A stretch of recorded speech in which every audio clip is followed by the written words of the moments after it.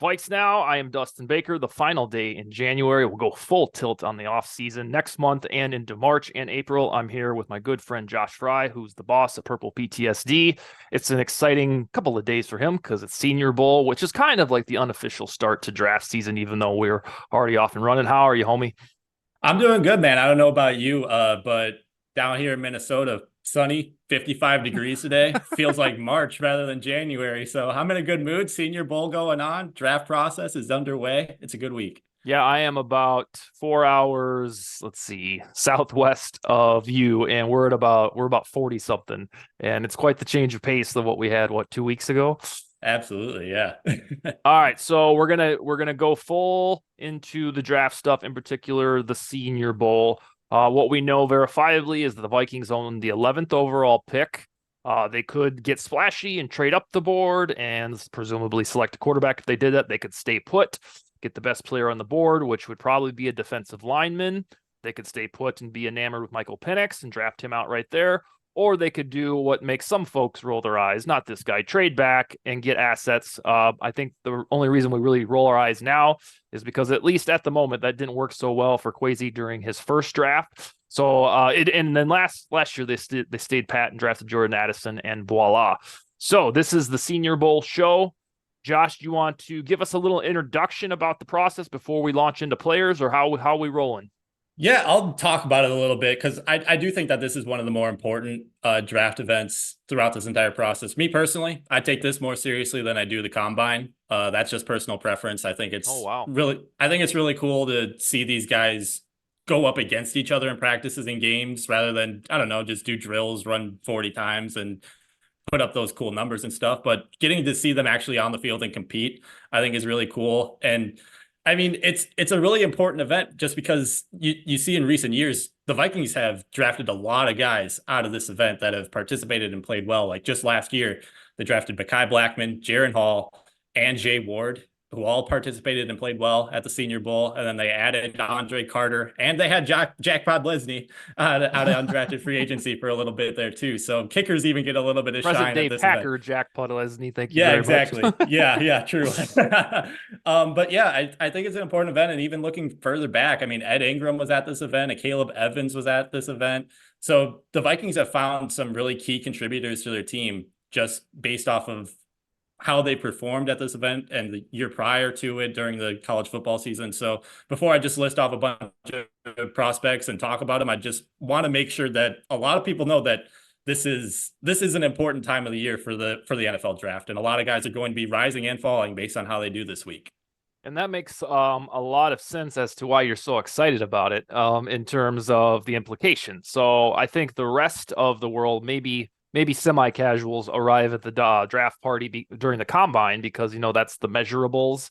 And the proof is in the pudding that it seems that this brand of Vikings leadership puts supreme stock in, saying, all right, hey, Ed Ingram, blah, blah, blah.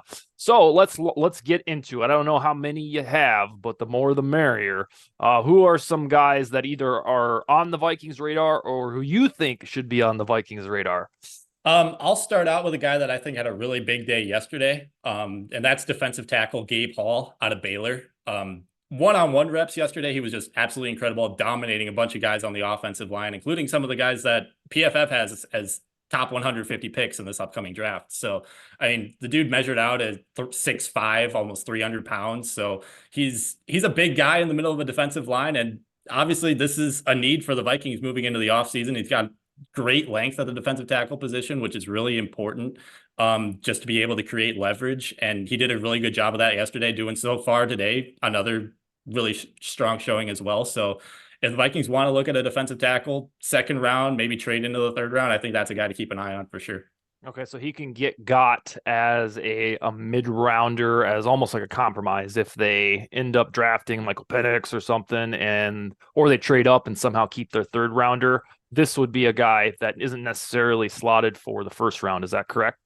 Yeah, that's where I would be at, just because I feel like he's more of a nose tackle guy, Okay. and especially in today's NFL, like those guys inevitably fall a bit further down the Yeah. board than some of those other defensive tackles that are esteemed pass rushers and stuff. So yeah, I think second round would definitely be gettable for him. Would he be a September blah blah blah starter, or would this be all right? We bring Bullard back and then we ease him in.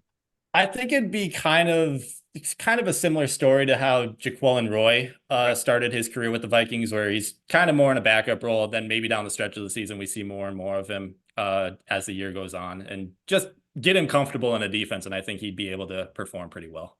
All right, the defensive trenches are of the utmost importance, A, because they're so important to how good teams operate, and then B, the Vikings always at defensive tackle just say, you know what, we got one guy, we're going to be fine. We'll sign some schmuck. And, not some schmuck, but some guy who's decent. So either Hall or, let's see, Byron Murphy. The second, he's been gaining steam from Daniel Jeremiah's mock draft. Tony Pauline said the Vikings are interested in him. That would be a first round alternative to Hall. Who's your next guy?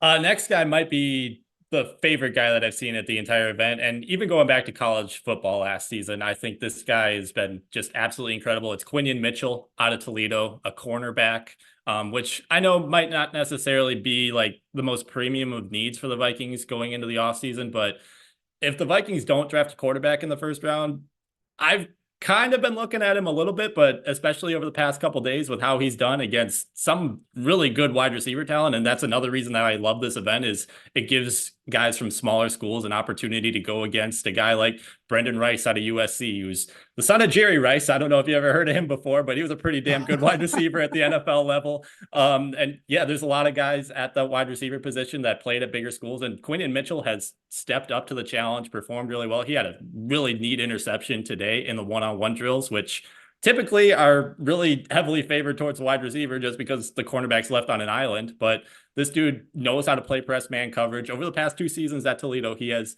37 passes defended, which is just absolutely outstanding production from him. And he had 5 interceptions during the 2022 season. So this dude is a playmaker at the cornerback spot. He was a guy that coming into the draft process, I kind of had as maybe a second round guy, but after seeing him over the past couple days, I would not be shocked at all if he goes in the first round, and he might even be the best cornerback in this entire draft after watching him go up against some of these guys. So you think that throughout 12 weeks away, 85 days from the NFL draft, he'll be talked more into that Nate Wiggins conversation? I think okay.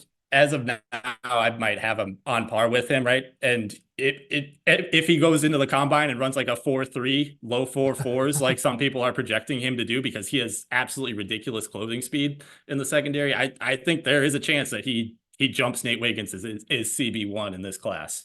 Wow. Are you comfortable with the current state of cornerbacks with the Vikings? Are they young enough and have upside enough for you to be like, you know what? Or do you think they either need a free agent or a Mitchell? I kind of go back and forth on this just because, I mean, obviously the Vikings have a lot of bodies in that room right now, but at the end of the day, especially after Byron Murphy went down with that injury, it was very clear that Minnesota just didn't have the firepower in that room to really hang with a lot of the top offenses in the league. And obviously those last 3 games came against the Lions and the Packers, 2 of the better wide receiver rooms in the entire league. Yeah. So there's a little bit of a caveat to that, but I would not be opposed to the Vikings adding another guy like a Quintin Mitchell, even if it takes a first rounder, and if they decide that either they can't draft a quarterback or they're not completely sold on a guy like a Michael Penix, JJ McCarthy, Bo Nix. I would not be opposed to taking him in the first round. If they do that, they absolutely finally have to get a CB selection right. Right. It hasn't been for a lack of trying. Let me tell you this. I swear to God, every offseason, we flip the calendar to draft season, and I'm like, oh, okay, what cornerback are they going to select in round 1? So, if I'll be all for it. But God, they got to get one right. Because it's been arguably since, Trey Waynes was good. He wasn't worth the 11th overall pick, but he was good. So it's been, 8 years since they really nailed a cornerback pick at a minimum of 8 years. All right. Who's next? Next guy up, I'm going to stick with the offense for a bit. And this is a guy I brought up on the show before, but Michael Pratt, that quarterback out of Tulane. the more I watch him, I just really think that I don't know if he's necessarily a guy that's going to go before Michael Penix or Bo Nix, but I wouldn't be opposed to seeing him taken in the late second, maybe early third round. And yesterday in the American practice, he looked like the best quarterback on the field. He was able to throw accurate passes to all three levels, and he's a guy that's got size and is mobile. So he has a little bit of that Josh Allen factor to him, where if he's forced to get out of pressure and scramble, he's able to just bowl over defenders and make plays with his legs. So I don't know. The more I watch him, it's just if the Vikings aren't going to take a quarterback in the first round, that's a guy that I really got my eye on. I don't know. Like I said, I don't know if I take him over Penix or Nix, but he's getting closer than I really thought he'd be able to. And this is before we've even seen any type of combine or got into the meat and potatoes of draft hype. So that's noteworthy that Pratt could either climb. Tyler, you had Tyler is in the shadows today of VikesNow. You had a comment on cornerback. Was that correct?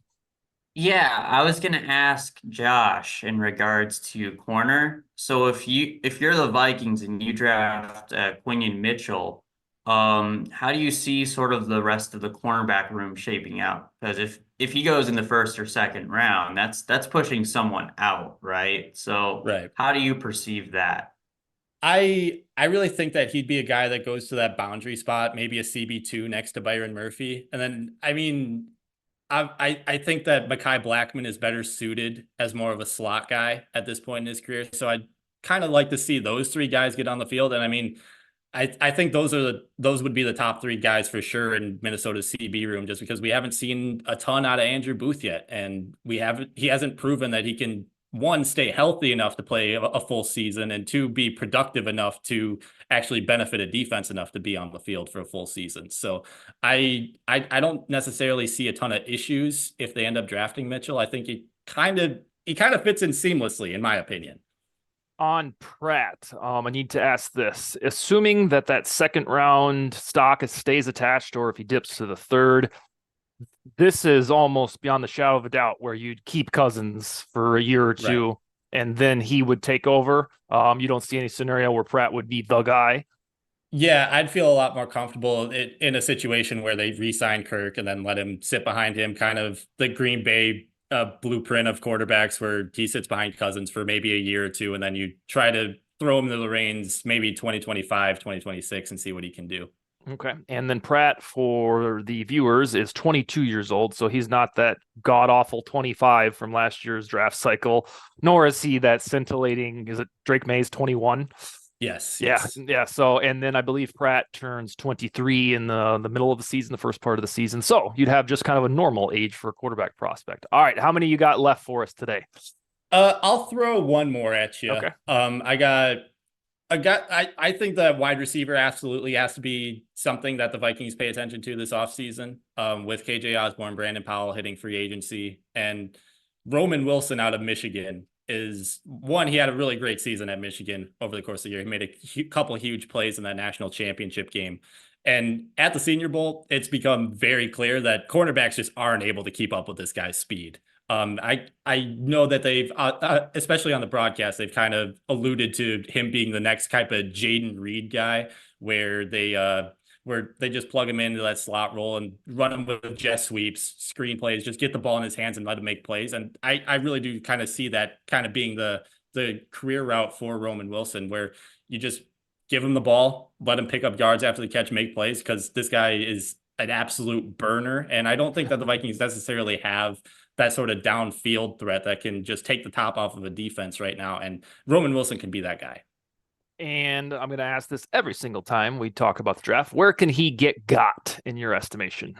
Probably I'd say round 3. Maybe he sneaks into the second round. So I know the Vikings don't have a third rounder right now, so maybe it's not necessarily it might not necessarily be realistic, but Kwesi makes trades, and I think that if the Vikings end up getting a third rounder, especially, I think that'd be a guy to keep an eye on.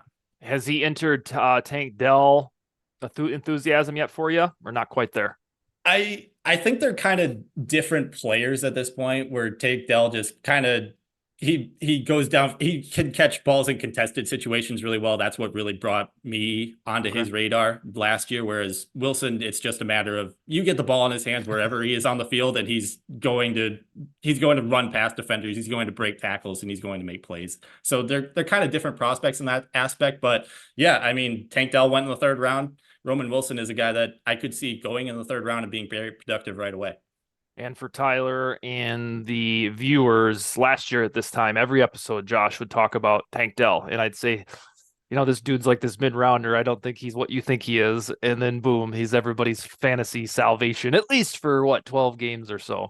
All right. Yesterday we had on a couple newcomers in Garrett Greenlee from Football Analysis and Savion Mixon from Vikings Wire. And I asked them predictions. So now that we've gone through this little odyssey, Josh, on Kirk Cousins, I think the first tidbit of news was, hey, will he take a hometown discount? He sounded like, the structure is important to him, not the dollars. And then he said, hey, I'll play for Bill Belichick. That would be an honor if that ever happens. And then this week, the Pioneer Press says we're back to where typical Cousins dialogue, 2 years, 90 million feels more realistic. So I asked the panel yesterday, and we'll end the show on this note. Josh, prediction-wise, now that we know what we know, do you think Cousins returns to the Vikings? And the only reason I keep pounding this home is because everything about the Vikings offseason starts with Cousins. What do you think? Where are you at the beginning of February? Yeah, I think if it does end up getting that 2-year, $90 million contract, whatever it ends up being, $45 million a year, that's not going to happen in Minnesota, first and foremost. I don't think that would happen, but I also am not necessarily convinced that a team is going to pay him that. Yeah. In free agency, just with the injury, him being 36 years old next year, I'm not fully convinced that that's really a realistic contract for him at this point. So I still do think that he ends up back in Minnesota next season. He won't end up getting that huge contract that kind of has been thrown out there over the past couple of days. I've often wondered in the past 3 weeks or so if any general managers will look back at the Derek Carr deal. I mean, he was decent this year, but I don't know that anybody was like, God, they hit a home run.